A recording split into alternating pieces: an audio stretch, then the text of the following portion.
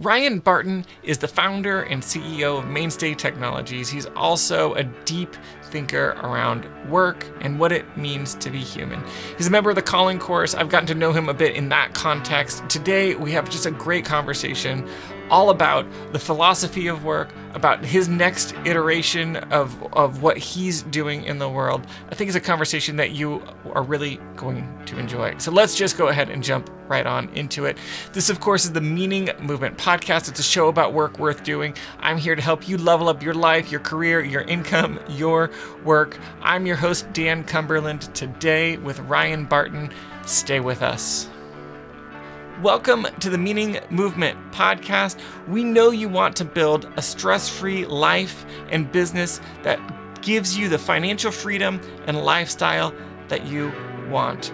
In order to do that, you have to eliminate the conflict between your work and the rest of your life. But the problem is running a business is hard and requires sacrifice and commitment, leaving you feeling depleted, exhausted, and even burned out.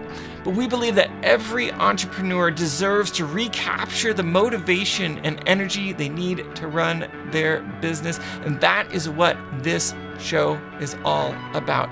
I'm your host, Dan Cumberland. Go ahead and hit that subscribe button wherever you are listening, and let's go.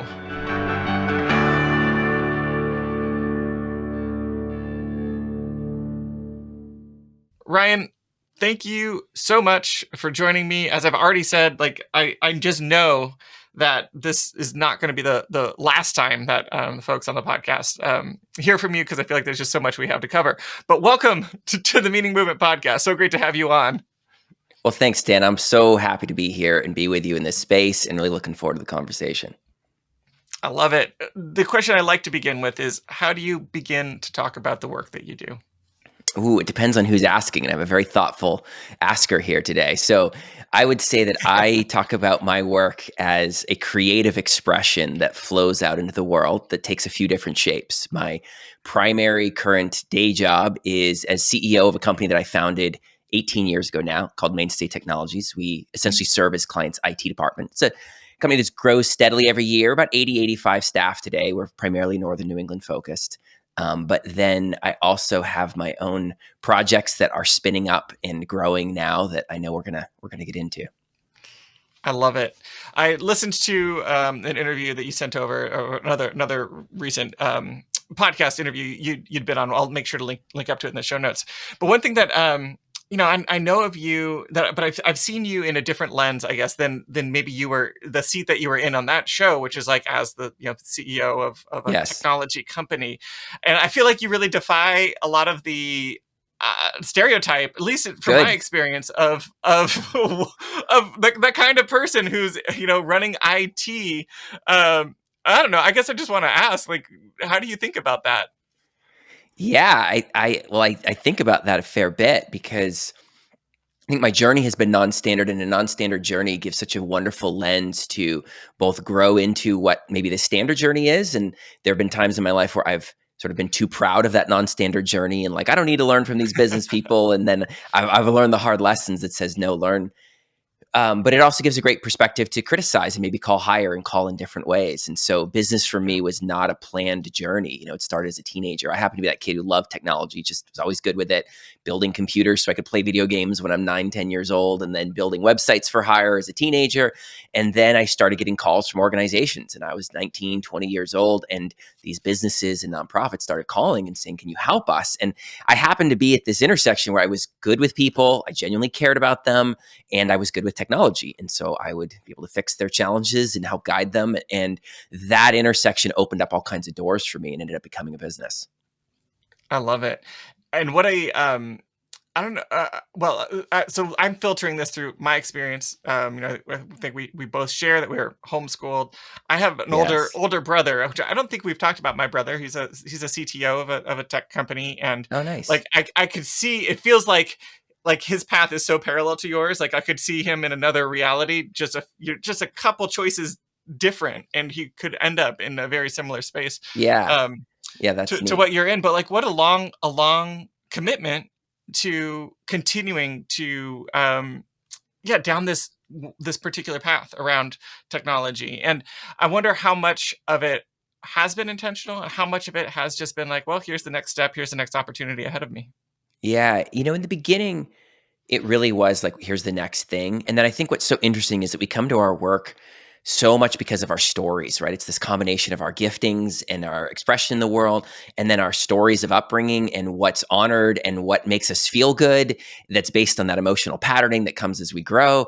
And then also what opportunities are in front of us. And sort of at the intersection of that is what birthed Mainstay, which was that, my emotional story as a homeschooler and in my family, my job was to sort of hold everyone else's emotions up and to take care of them and to soothe them and make sure everyone else was good. And that was when I was okay and could go and do my things. And then what my things were, homeschooled, very few friends, we were not involved sort of in any community stuff. So what did I do? I went in the room and I played on my computer. And so then that I went out and immediately began serving people. And technology is a place that most people have a great deal of worry. You're business leader, your CPA firm, you've got to worry about your client, and then you don't know about security, disaster recovery, all these things, and it's a great sense of worry. So I would go in and very directly tend to those emotions and carry that worry for them and say, let me deal with this with these skills that I was able to hone as an autodidact, growing up homeschooled, learning how to teach myself. That works very well in technology. And then that just created opportunities. And it was after a couple of years, I did technology work part-time for a while and then contracting in my own clients.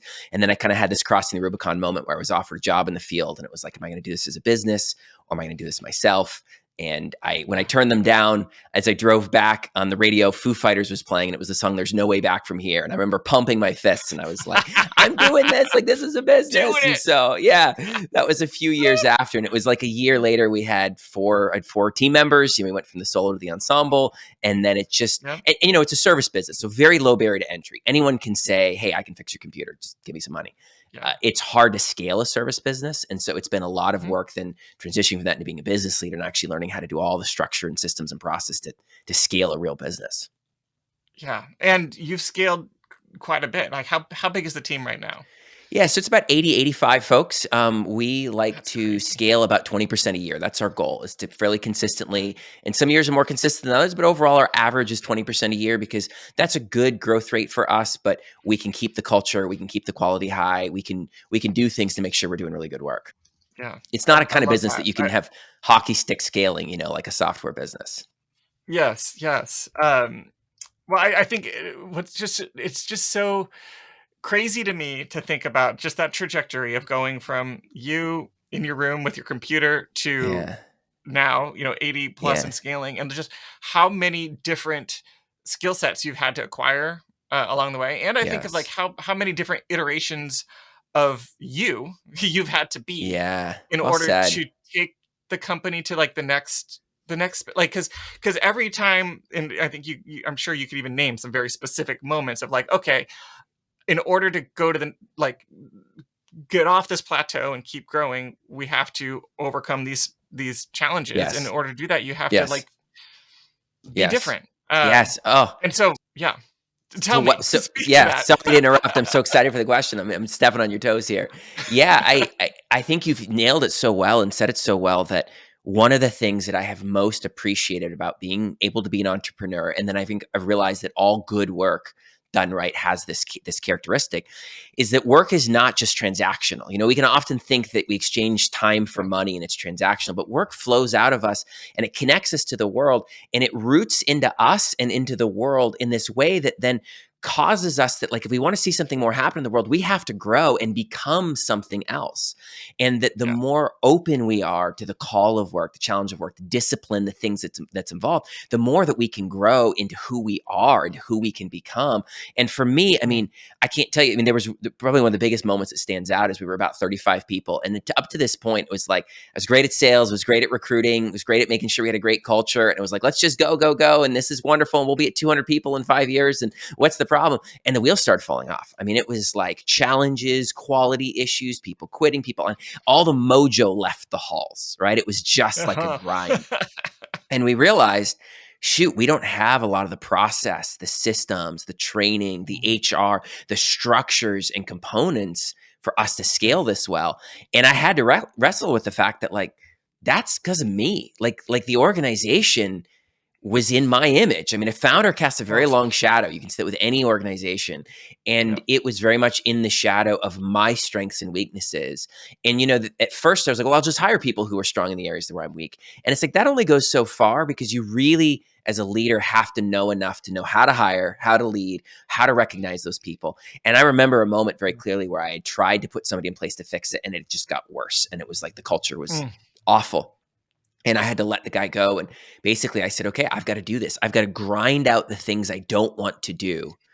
And I've got to actually buckle down and become some different kind of leader. Because, Dan, I'd really bought into the lie that if you find your passion and what you're meant to do, that you'll never work a day in your life, right? That whole, like, you just love it, you'll never work a day, you Yep. find that thing. Yep. And I thought, oh great, I get to be that entrepreneur. I'm successful enough, I got all these people, like, and so then I started gravitating towards what I liked, and that got me really skewed away from what I needed to do.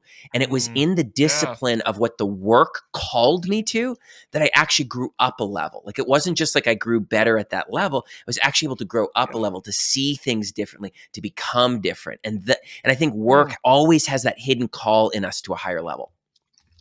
Oh man, that is so much good stuff in there. And like just the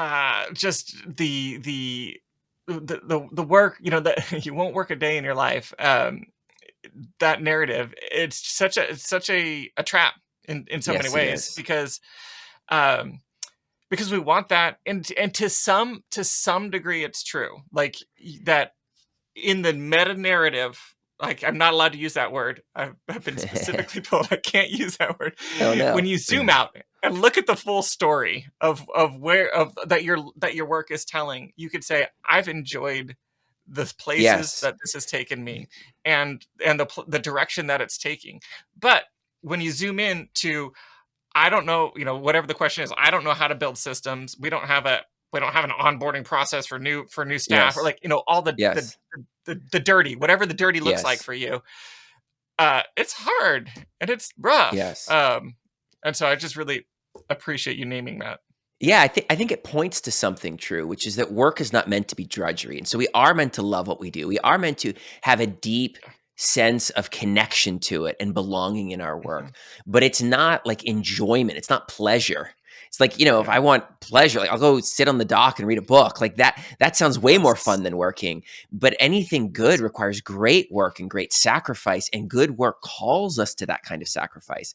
So Yeah. there is some truth to it, but it's very poorly worded. And it really got in my head for years. I mean, I was very much taught that Yeah. kind of Ayn Randian, John Galt, like, if you're smarter than everybody, you can be independent and love what you do and see the game and be this strong entrepreneur. And I see a lot of people who do that, and they can warp the world around them with their money and their power. And there's this entrepreneur's journey that looks like that. And it's like, no, actually, good work calls us to deeper connection with people, not less, to Mm, deeper mm. belonging in the world, and to greater and greater things within us. And those journeys are hard. They're freaking hard, man. Yes. Yes, I love it. I feel like you and I could so get lost in like the philosophy of work, and I think that's one thing I really love about the way you run your business, the way you are as a leader, is that you are so thoughtful about all of these things. And I think that goes back to my comment about, like, you defy the stereotype of what a leader of a IT company um, should be, as if there's a should. Um, but I think uh, just to I think I want to kind of shift the conversation just a little bit, because I think there's plenty more that we'll explore there. But to really talk about that, like, talk about your um, philosophy of work, the current iterations, and some of what you're wrestling with, and the choices that are on the table for you, because you're in a somewhat of a transitional space, and you have been for a little while.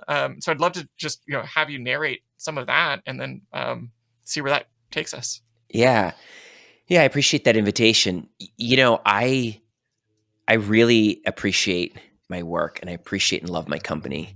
And there are aspects about my job that very much flow with who I am. I am by nature a creative, and it's taken me a while to realize like, oh, I'm a creative, and business is a creative expression that flows out of Yeah. that. And so naturally there are seasons in a company as it gets more mature where there's sort of less need for creativity and more need for professional management. And in those seasons I go, okay, I need other outlets for this. And when I've Yeah. not handled that pressure well, I've thought, okay, I just need to sell the business. And I've never been able to really do that because I think, to sort of hint at some of that philosophy, there are sort of two aspects in a business. There's the money and the financial aspect. There's the mechanics of what we do, and there's money, which are objects that we manipulate and exploit and maximize. And if you have investments, you try to maximize your return on it, and you treat them as objects. And then there are people. And people you treat in relationships. And what I have a hard Mm. time with is that we have a business world that has moved everything to objects. So humans are resources for the business. They are means to the ends of profit. Even business leader or thought leaders who often say, you should really do good and take good care of your people. You see a hook of so that you increase your long-term shareholder value, like that everything is Mm. objectified and treated mechanistically. And I look at, I have made promises to my staff, to my clients. There's a brand promise in Mainstay. There's a commitment that we've made. There are relationships that have been forged over years. Treating those as a personal asset on my balance sheet that I could then exploit and manipulate and change, that seems very wrong to me. Now, the money, clearly, that's something different, but there's a difference there within a business. If you can see that, and I've seen so many examples, especially in a service business where they sell it and everything crumbles and the team is worse off, the client's worse off, the community's worse off. And the only person who seems to be better off is the entrepreneur who often regrets it and feels sad and like they've lost some sense of themselves in the world and their thing that they Yes. built has crumbled. And so I've really wanted to honor and build and stay connected to Mainstay while building a leadership team that can carry this on. And so we've put a stake in the ground to Mm. say we want to be a 100-year company that's privately, internally owned, that lasts for the long haul. And then within that framework, I'm the strategic cultural leader of that, but I'm not the professional manager in all of these areas anymore. And so Mm. that's some of how I think about my work at Mainstay, if that makes sense. Yeah. Yeah, absolutely. And it sounds like so the choice, just to kind of, I guess, put a bow on that, the choice that you've made is that you're staying. You're staying at Mainstay, right? Like that over the long haul, like when you look forward 10 plus years into your career, you still will have some sort of a role in the company. I see Mainstay as something that I steward that's bigger than me. There's Hmm. 80, 85 Hmm. people that they every day are making Mainstay what it is. There are hundreds of clients and the thousands of people who work for them. And it's my job to steward that well. And I have giftings that naturally work really, really well in that organization. Now, what I am doing is saying, hey, as I steward this well and build this right leadership team, I've realized that there are creative expressions that need different expression in the world. I have things that are hungry within me. And so how do I Yeah. continue to do multiple things? And I think ultimately being connected to Yeah. the business helps me to be a better leader. I don't want to just, do something clean cut. It's not great for Mainstay. And then I go on to something, but have I really learned the lessons? Have I carried it? I think carrying a weight of responsibility is actually really, really healthy in our personal development and growth. And so it's a healthy weight, but it's not necessarily a full-time weight anymore. Yes. Yes. I totally agree. And I think that's, as I was thinking about this conversation, I was thinking about the ways that, like, I feel like my work and your work overlap quite a bit. In like that we could we could get lost in the philosophy of Yes. work. But you are so much more, like, you've gone places that I haven't been able to go yet, as an entrepreneur. And so, like, I think that it gives you, um, I don't know if I want to use the word credibility, but well, yeah, credibility, just, and maybe just this the different lens of a practitioner, that, like, you've done it in your business, and so it's Yeah. not just philosophy. Like, Yeah. I think my philosophy is very informed from one on one, from working with people, from having these kinds of conversations, and yours is that, but then also, like, very much so in, like, thinking organizationally and about business, and I just get excited about you bringing more of that into the world, because I think there's a gap there. I think that people need to hear what you're Thank saying. you. That's really kind of you. And I feel very honored by you saying that. And while also not wanting you to run yourself down in any way, you said that. I feel very honored by what you Yeah. said. And I, that is a very stated intention of mine, which is that I believe that care and performance are not at odds in the business world. And yet when we use care as a means for financial performance long term, then they necessarily are at odds. But that we need strong performance for good care, like calling people higher and having standards and making sure that a team doesn't have people who aren't carrying their weight on it. That's part of care, but that we can actually run business from that place. Now, I want to be really clear. Mainstay's got a lot of problems. We mess up all the time. We've got cracks, issues. We're like, there's no path to perfection or utopia or the promised land in this, but there is an actionable philosophy that says, no, all of this is subsidiary to virtue, to care, to doing the right thing. And I really am grateful that as I move into more, just like you say, I want to expose thoughts to the world. And if nobody does anything with them, that's fine. But if it starts to go somewhere, then great. I just want to encourage other business leaders, because I meet a lot of people who are really, really good people who talk about the most fulfilling times in their career being those times that they've helped somebody to develop, that they've helped them get the next job, that they've mentored them. And yet they operate in a business environment that ultimately sacrifices those same people they helped to develop for the sake of the bottom line. And I say, no, we do need the bottom line, but it must be subsidiary to something more meaningful, because we do not find the meaning in life in hitting our numbers every quarter. That is not what will be spoken about at your funeral, is your quarterly financial results. We need those. We need those for care. That's very important to generate resources, and we must be financially disciplined. But all of that must be subsidiary to something higher and more meaningful. Yes, I love that. So as you think about your voice in this space and this creative energy that you're finding needs an outlet, or wanting to find an outlet for outside, beyond the Mainstay walls, maybe just narrate a little bit of how you're thinking about like what that looks like. Yeah. Where are the, in whatever forms, it may or may not, Yes. whatever amount of clarity that you have around that. Yeah. Where are we right now with this? Well, I really want to say, like, I have a lot of gratitude for you, because you have been really helpful in this journey for me. I mean, your work and engaging with you in your work and coaching conversations have been really helpful, and you ask really, really great questions. And I remember coming to you with this vision of this leader that I saw, who Gary Haugen is leader of International Justice Mission. He has this incredible high-performing organization doing remarkable good in the world, fighting slavery in these really disciplined ways. He's also writing books. He's this incredible thought leader. And I said, like, how do I get my work to be more like that? And I had this vision that my ideal work would be the work that synthesized those different things in me. And you really invited me to a different mode of seeing that, which said, how do you become the integrated leader who has different gifts and mindsets, that's very integrated, and then the work flows out of that? And that moment was an incredible revelatory moment for me that really shifted my mental model of how I was thinking about work at all, and how I was thinking about this journey for me, and the hunger that I have to, it's the great quote by Frederick Buechner, that your call is that place where your deep hunger, no, I'm sorry, I'm butchering this quote, where your deep gladness and the world's great hunger meet. Your deep gladness and the world's deep hunger. That's what it is. Deep gladness meets the world's deep hunger. And it's like, I want to see more impact in the world. And I want to do it in ways that's more in line with the deep gladness that is within me. And you're inviting me to that journey of becoming and work flowing has been really, really helpful in this process. So I want to thank you for that. Absolutely. I mean, I feel I have goosebumps like hearing you narrate that, just because like that's the transformation I so want to be a part of. Like when you're talking about that mental shift, like it's just so meaningful, special. Just to have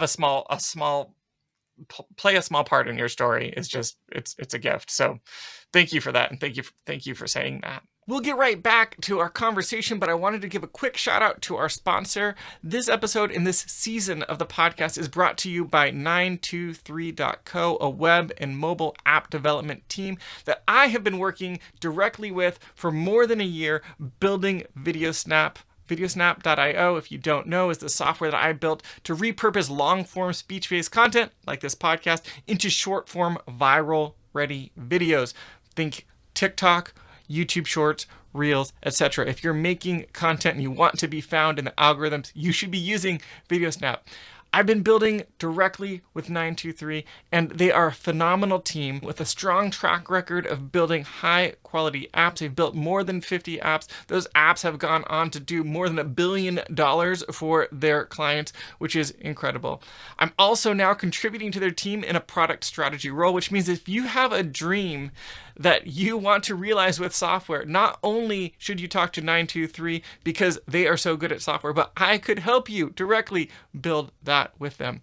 Go to 923.co, all spelled out, 9networtree.co, and find out more. Thanks so much. Now back to the show. Well, as you look at, the landscape of what you feel Yes. like what are the options on the table, or and maybe maybe this is kind of a choose your own adventure conversation. What would be most helpful for you, like to talk about options, to talk about like limitations, maybe all of the above, like Yeah.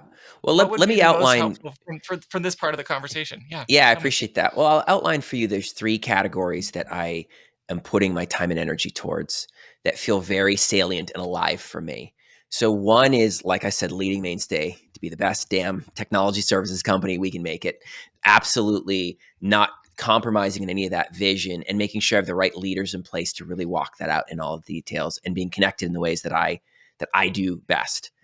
Then secondly, I love the startup phase, and I'm very much love embodied brainstorming, meaning when you are with someone in the fullness of what is alive for them, feeling and thinking your way through it, and naming what has not yet been named, taking the nebulous around someone who has a desire, who has a gift that's not walked out, where they're stuck in some way, and then being able to bring personal and organizational insight to that and say, here's, I think, where this is the work is calling you, where your block is, where the organization is, how we can scale it, and bring the experience of organizational scaling to that. And I want to do that in ways that most help to awaken people and draw them into the journey of becoming in life. So I love what we do. Creating good jobs for people and calling them to wisdom and work and providing technology services is very meaningful to me.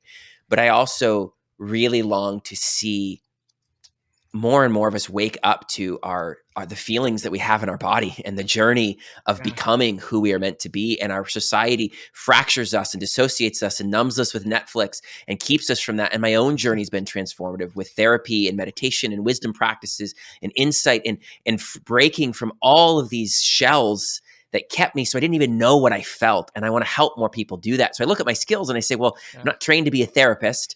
I'm not going to go get my master's and just one-on-one, like that doesn't resonate. But what is this? And so helping, what I want to do, and I'm starting to do, is bring this combination of gifts that I have and organizational scaling expertise to the thought leaders, like in the therapy space, in the transformational space, and cognitive science, in these spaces that are really helping people to awaken and grow in wisdom, grow in aliveness and wholeness within them. What I find is those thought leaders, what they're not experienced in? Organizational scaling, thinking strategically in those kinds of ways. Like there's very much a divide there. And so when I bring that, it's amazing the life that comes out of it. And so I am really excited to start scaling and working with those. And so I'm working with a couple of leaders now and eager to see where that goes. I love it. I see you somewhat like the business on one side, and then like I don't know, identity formation practitioners on the other side, and it Yeah. feels like you're kind of standing in the middle, kind of pulling, maybe inviting, maybe as a bridge, inviting these two Yeah. worlds to Yeah. meet. Is I that love an that accurate visual. It is. I visual? love that visual. And it's really cool because it even connects for me. That's helpful to me. Of the third thing that I'm doing is formulating an actionable philosophy of work that's connected to the deepest philosophy and understanding we have of what is good for human life. And that goes back to Christ and to Plato, and like is deeply rooted, but it's very Yep. actionable for business leaders. Say, how do you make Yep. these decisions? How do you think about people? Yep. How do you do this? How do you think about selling your business? How do you think about managing? What do you have to do when you do layoffs? That's very rooted in this philosophy and gives language to business leaders, because that kind of philosophy hasn't impacted the business world. It hasn't penetrated very deeply into the business world. There's Yes. not a lot that's very actionable, that's that deep. And so Yes. what I'm trying to do is really be a bridge of the philosophy and the skills back and forth between the Mhm. deepest of meaning and awakening and philosophy in the ancient world, ancient meaning of the word, of love for wisdom, right? The way of Yeah. following a way in the world that homes us into the world where we are connected to reality, we are connected to each other, and we are connected to our bodies, that we have actually Mm. overcome the anxiety within, the alienation from others, and the sense of absurdity of the world around us. And Mm. that there is a way to do that. And so I want to connect and follow that way, bridge that Yeah. way into business, and bridge the business skills into that way, and stand there I as the love it. bridge between those two worlds. A lot of times we think of innovation as being at the end of something, like, oh, you're the scientist who takes this thing further, or the app developer who does something new no one's ever done before. It's kind of like, imagine a road and the innovators are the ones blazing new trails in the wilderness. I'm always drawn to the intersections. Intersectional Mhm. innovation to me is fascinating. And each of us stands at a unique intersection. And to sort of Yep. say, what are the things that I know and do and am connected to that is unique and powerful? And that's the intersection for me where there's life. And I want to stand and be that bridge. So thank you for that visual. That connects very deeply for me. Yes. Yes. Good. Good. Um, I think of, and I don't know if this is helpful, but sometimes I find it helpful in these spaces where it feels like things are coming into focus for you, and it's like, what is this? What is this going to be? What's my voice in this space? What's the movement I'm going to be want to be creating? It can be helpful to think about, like, who are the people that are closest, or organizations, all of the above, who's doing this work in the most similar way to what I'm seeking to create. Have you done any thought experiments around that? Any brainstorming around that? Like, have you looked at your, maybe a competitor analysis, if you will? Though it's, in some ways it's a new space, but I'm curious. Yeah. I would, I have, and I would really welcome if anything comes to mind for you or for any of the listeners, Absolutely. of people to Yeah. talk to, or of models like this. What I find is there's a very trod path for someone who has my strategic thinking, sort of building something where there is nothing, right? Taking the unformed and Yeah. forming it. And it's, you go on to be an entrepreneur and you do the startup thing, or you're on boards and you do venture capital. And I'm someone who Yes. who I appreciate wealth as a way of serving what is meaningful in life. It is a tool to Mm. serve that. And I do not see that the world needs more wealth in that way. And I'm not saying that philanthropy isn't important and that I don't do that. I'm just saying, like, I'm not motivated to maximize my net worth. And when I look Mm. at that path, that's what the people tend to take that path. And then those who are Mm. deeply intuitive, emotionally connected, caring about people's personal physical transformation tend to take paths in spiritual, psychological, other kinds of career Yes. paths. And I would like to Yes. find more. And I see coaches who try to bridge both a little bit, but I would like to find Mhm. more who are at this intersection. And it's the same with the philosophy. I mean, I'm reading old Catholic encyclicals about work and Yeah. theology together and philosophy, and I'm finding it in different places, but I'm not finding it in anything that I see as really, really scalable or Yeah. well connected. But I would like to. There are a lot of wonderful work. There's a lot of wonderful work being done by organizations like Conscious Capitalism or Places for Business for Social Responsibility that is about work being better, more humane, taking care of people, watching your externalities, those environmental impacts that we push outside the walls and don't mitigate. There's a lot of good things in that. But I'm looking for those who say, yeah, and we're going to do that because it's the right thing. And we are subject to Mhm. virtue and integrity that's above us. The true, the good, and the beautiful is Mm. above us. We serve that even in the business, not because it's Yeah. what builds long-term shareholder value and trust with our clients and Uh-huh. all of that. I'm Uh-huh. searching for more of an Yeah. active community in that. And so if you know of one, I would love to hear. Yeah. No, I love that. Yeah, hearing how you're thinking about it. The places that I've been going as I was asking that question is thinking, maybe just the next lane over from that, and it's some of the idea of, uh, s- sell them what they want, but give them what they need. Of, like, who are the people who are speaking in a way that's, because I do feel like there's a more movement happening in the philosophy and work, where Hmm. there are some voices. People that come to mind are, Naval Ravikant, some of his very philosophical, his writings, Ben Horowitz also comes to mind. The Mm-hmm. book, "What You Do Is Who You Are." But again, it Mm-hmm. is very different than what you're doing. But what I guess I'm noting is that it feels like there's an appetite Yes. for Yes. philosophy of work that I would be curious if um, approaching it first from the standpoint of what it does for your business without sacrificing, without Mm-hmm. sacrificing your vision of what you're calling people to, Mm-hmm. but using that as the entry point into this deeper conversation Mm-hmm. to hook somebody in who might not be interested in the conscious capitalist conversation. And Yeah. like it's like kind of two ends of the same tunnel, I guess you could say. And I'm curious if you have thoughts about that. Yeah. I first want to just agree with you that I think there's a real hunger for more. I mean, I think most Yeah. people work and are pretty disillusioned by it, and they don't want to work with the kind of existential angst that they carry into their work. I think you see even in the like financial independence movement of this like get out of the bondage of work. And Yes. I would say to that like Yes. there's some goodness in that, but like and you want to be financially disciplined, learn those things, but have a higher view of work that doesn't just say like Mm. get out of work and then do whatever you want. That says connect your Yep. work to the world in the more meaningful ways, right? Yes. Yes. And I think that there is a lot that can be said. I agree with you that there's sort of the philosophical development and there's the communication of it. And those are two different Hmm. things. And they need to be Hmm. bridged together and very intentionally treated. And I'm treating them as two different competencies to build. And right now I'm sort of in the journey of like, I want to get the philosophy right, talk with the philosophers. And then I want to get Yeah. the communication down. And I'll be curious how Yeah. that works. And I first want to help people who just really see work as a beautiful thing and a way to serve people Mm. and give them Yeah. language and make them not feel alone in that Yeah. and make them not feel like someone's looking at them with two heads when they talk about sacrificing something tangible and directly financial in order to serve people through their work. I want to give them a place and language.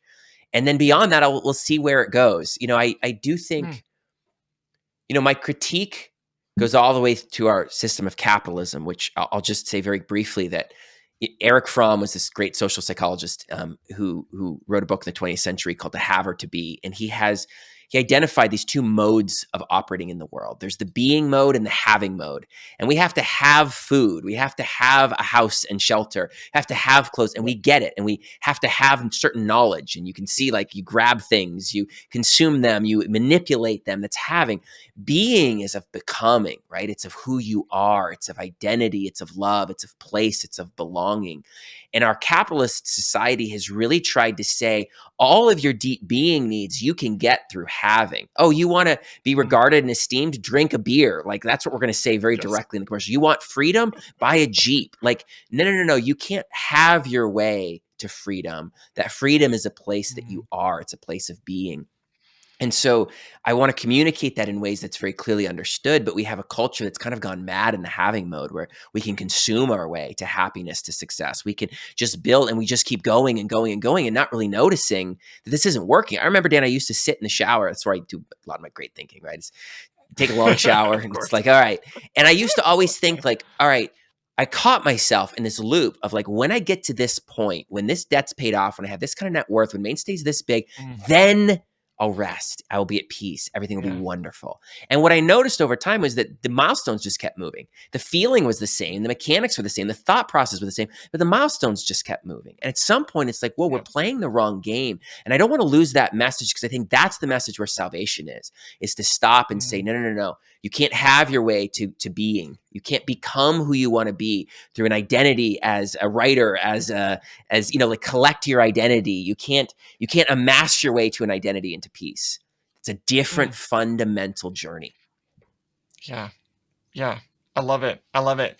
And it feels like it's an invitation to the idea that like uh, you don't have anything to prove, like that you can already, like you already are enough, you already have enough, and then out of that space, if you enter your work from that space, it just changes the conversation rather Yes. than Y- one of acquiring and consuming to y- giving. Yes, and if you have something to prove, you're never going to get enough to fill that hole. And you Yeah. may have Mm. pain that's very real, but the path to that is meditation, transformation, transcendence, therapy. There's a different path to overcoming that deep need to prove that we may have, which I carried very much into work. It was like, well, maybe if I can land on the cover of Inc. magazine, then everything will be great. And it's like, no, I did have a lot of existential pain, a lot of deep emotional pain and angst that I took into my work, but I could never get there. I mean, I think that, with all due respect to our former president and those who are huge believers of him, Donald Trump is clearly somebody who keeps on trying to get there and prove that. And I don't mean to pick on a political figure, but he's a very public figure. That how much more powerful, successful, how many more billions can a person get? And yet there still seems to be some motor that's trying to prove and dominate and do something. And we say, okay, if the billionaire president can't get to peace in that way, I have no hope. It must be a different journey. Yes. So well said. So well said. I just want to maybe kind of circle back around to just the juncture that you're in, and maybe just ask the question again, like what is it? I guess, or maybe I guess what I want you I guess the question is for you to articulate the question. Like what are the questions that you're asking at this moment about these next iterations? I think we've kind of talked about them at a high level, have some, some semblance of what will be coming out of them. But how are you articulating the questions that you're seeking answers to at this moment? No, that's a great question. That's a really thoughtful question. I think I am really asking, I with all due respect to the books that sort of contain one insight and have sort of a flash of like, okay, we get this thing. I would like to offer an invitation to people of the depth of wisdom and experience that I found in the inner journey and how the inner journey connects to our work. And I want to be most useful in that, and as deep as I can be, and as deeply connected to the deep wells of that philosophy, theology, understanding that I can be. And so I'm really asking a bit of a like, how do I develop this well? How do I spend time beating this up? Who are the voices, the people that I can get this in front of and get dialogue time with to really develop this well? And then how do I communicate that effectively? What's the right media? What's the right method? How do I sort of MVP this, right? Minimum viable product. How do I get this out in different communication styles and in different little products to say, is this helpful? I really want to be careful. I'm also asking, like, where's my ego in this? Like if I start optimizing for a TED Talk or something, I know that's vanity. It's like, no, I know that I'm in a healthy spot when if I can find someone saying what I want to say better than I could say it, doing what I want to see done in the world, would I be happy with my name nowhere in it, just supporting their work? If I can say yes, then I'm serving the work. I'm serving the work. And that I know is in a healthy place. So I'm also asking, where's my ego sticking in this? Because I do not want to just go write a vanity project or do something like that. Life is too short and too sweet to waste on that. I love it. But oh man, am I prone to it? Oh, do I love the idea of collecting these things? Oh, if I could be an author and a speaker and update my LinkedIn profile with all these things I've collected, like, ooh, there's part of me that lights up at that idea, man. Yeah, totally. Of course. I mean, like, me too, right? Like I think your approach to it sounds very well grounded, and I think that's that question of like, would I just be happy supporting the work is it's a really healthy question. And so I find that admirable. Thanks. I think I've often thought of my work, and again, I feel like this is where my work and your work is parallel. Is like what I want this podcast to be is like on being, but for work, Yes. Yes. And like Krista Tippett is a name that comes to mind, who like she's someone who's thoughtful about all of this stuff, and that could be a voice, to influence some of your researching. It sounds like that's kind of the phase that you're in, just kind of like gathering without as much yet concern of what the product will be, is kind of how I see it at this point. Yeah, I appreciate that. I'm not familiar with her work, so I'll look that up. I really appreciate that. I'm really fortunate. I count myself very, very blessed to be in a season where, I don't have a pecuniary imperative. I don't have to go make money out of this Yeah. next thing.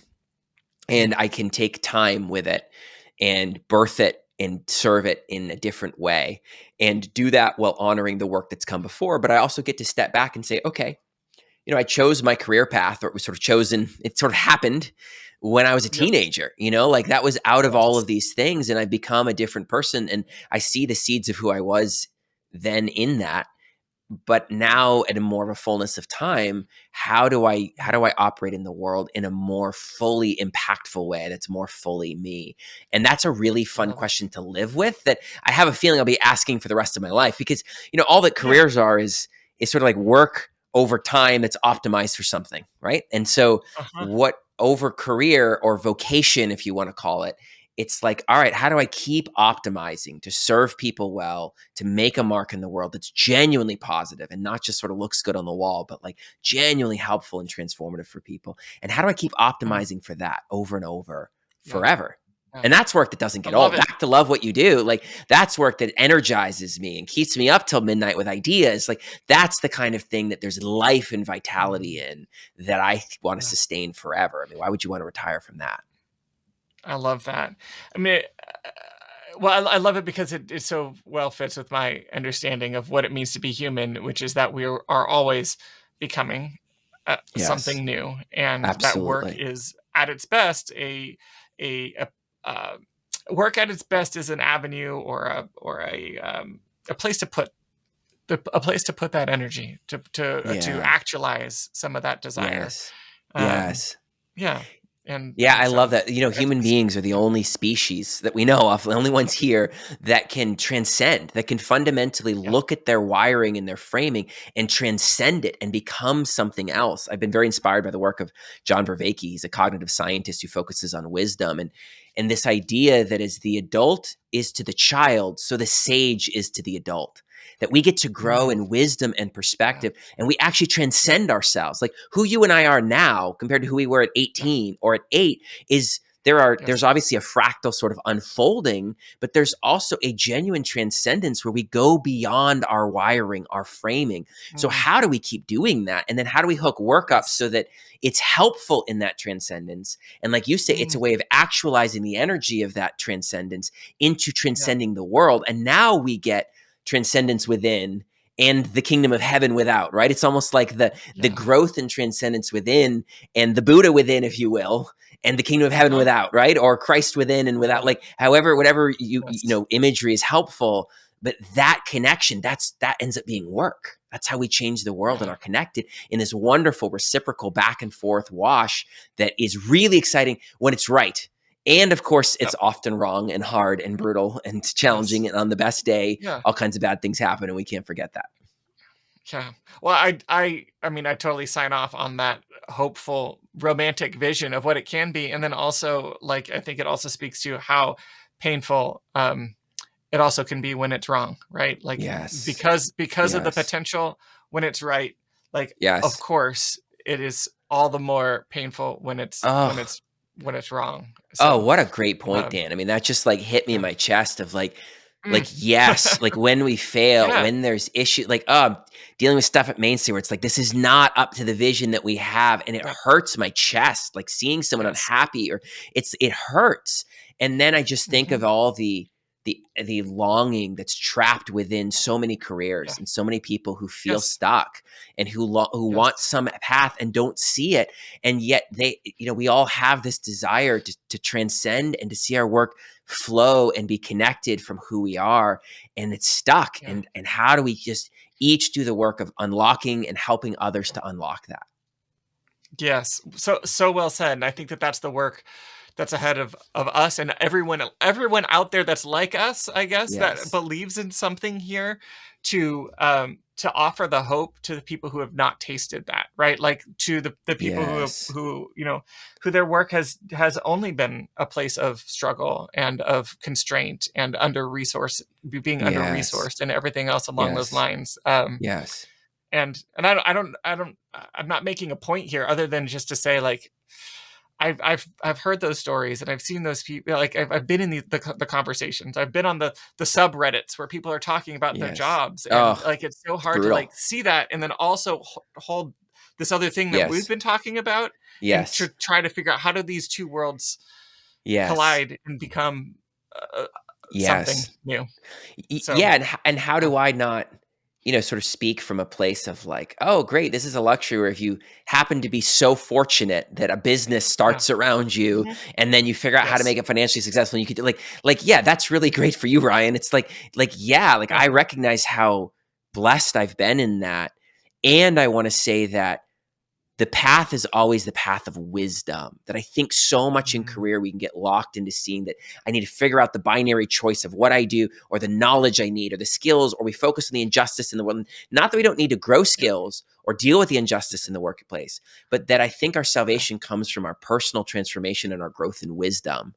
And the way that mm, and that's how we can see the opportunities, see the landscape, yeah, know ourselves, see our giftings, and navigate towards this place. And the way that I think that we do that is to help people recognize that like each of us can feel alive, and that most of us work in mhm, our workday with neck down, being numb, without a sense of yeah, aliveness, a sense of attunement to the mhm, environment, a sense of fittedness of like the hand in glove to the world, and I get to do this, and I'm connected, yes, and there's life, and it's growing, and overall with all the hardship, it's in this spiral of growth that most of us don't mhm, have. That I certainly, even in the middle of great entrepreneur years, I didn't have that. It took somebody yeah, articulating what it can feel like to be alive and in touch with your body and have your life be coming from a place of wholeness for me to say, yeah, whoa, I'm missing 90% of life. How do I wake up yeah, and do this? yes, yes, yes.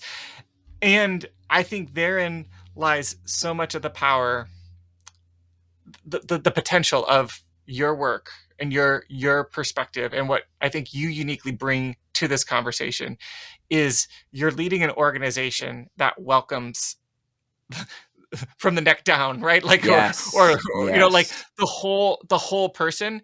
And yes, to go back again, like I could go show up on those subreddits and try to get someone who's working night shift at Taco Bell to try to like you know invite them to a bigger conversation about what's possible with work. But unless their workplace is a place that like that where there's space, um yes, it's yes. not gonna do much, right? And so um I guess in that, like, I just see again so much potential for you as a leader to guide other leaders into. And again, even this comes back to like talking about healers, like and the people who are doing this work, in the therapy setting or the coaching setting, and like this one-on-one. It's the leaders of the organizations, it's the entrepreneurs who are going to change the way work is done. Yes. And I think, for what it's worth, I just want to encourage you to, um, yeah, to speak to that demographic, because I think that one, you've got the credibility that they'll listen to you, and two, like you like what you're saying needs to be said to that specific demographic. Well, thanks, Dan. I really appreciate that. And that makes me just all the more motivated to keep doing my own work, because the only way you can create an actual safe place where people's bodies, their creativity, their depth, their vulnerability is welcome is if you're actually there yourself.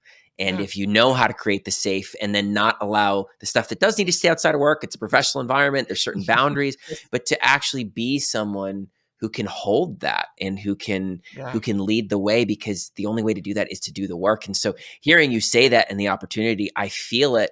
I want to be worthy of that opportunity. And so that just is so much more motivation to keep doing my own work. yeah. Cause man, I'm Good, broken good. and I need to keep becoming and transcending. That's for sure. Yes, yes, yes. We all are, and this has just been so fun, Ryan. I know we've gone way over the time I said we would be recording, but it's just I knew as soon as I hit this record button, I'm like I'm gonna have a hard time stopping this conversation. And so thank you for just who you are, for the work that you're doing, for the organization you're leading, and just really appreciate everything that you've shared with us here today. Well, thank you, Dan. This has been an absolute joy. If folks want to follow along, connect with you, is there anything you'd like to invite them to? Yeah, I would say, I always love connections on LinkedIn. Ryan Barton, it's easy to find. And then I also have ryanbarton.com. There's not a lot of content up there now, but it's a place to connect. I would love to receive messages through that.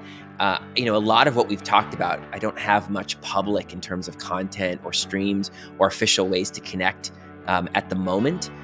But I would really, if any listeners resonated with anything, it would be very helpful for me to know what and why, and what they are curious about, what they would want to know more. That would be really helpful. Or anyone who wants to dialogue deeply about these subjects, I would love to be reached out to on one of those platforms. I love it. Well, I'll make sure to link up to those in the show notes. And just thank you again for your time here. Thanks, Dan. Thank you so much for watching and listening. You can find links to everything that we talked about in our show notes at themeaningmovement.com. If you haven't left a rating or review wherever you're watching or listening, please take a moment to do that. On YouTube, you can hit that thumbs up button. On most of the podcast catchers, you can leave some sort of star rating plus a few words. And that is how people find this show. It's particularly helpful on Apple, but you can also do it on Spotify, Amazon, and a bunch of other podcast catchers. Our music is by Tom Roram. Our artwork is by Eleazar Ruiz. We'll be back with you shortly. Thanks so much.